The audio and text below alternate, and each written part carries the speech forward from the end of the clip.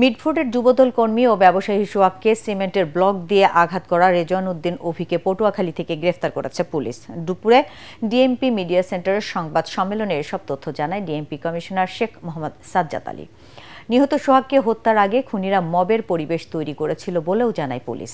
এ সময় সাংবাদিকদের প্রশ্নের জবাবে ডিএমপির অতিরিক্ত কমিশনার নজরুল ইসলাম বলেন, সোহাগ দীর্ঘদিন মিটফোর্ড এলাকায় চোরাই তারের ব্যবসায় জড়িত ছিল। ব্যবসায়িক দ্বন্দ্বে পরিকল্পিতভাবে হত্যা করা হয় সোহাগকে।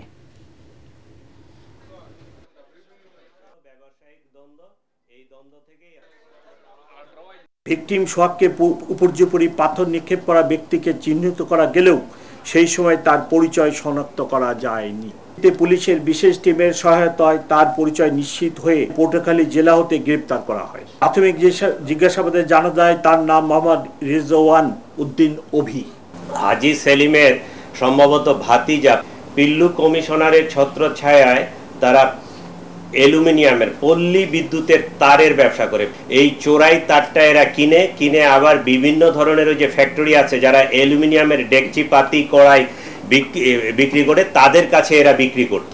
বিগত 17 বছর ধরে এই কাজ করছে কিন্তু সোহাগ। উভয় পক্ষই কিন্তু একে অপরকে চিনে, একে অপরকে জানে এবং এলাকারই তারা ওই ব্যবসায়িক দ্বন্দ্ব এবং কোন্দল থেকে এই হত্যাকাণ্ড সংঘটিত হয়েছে।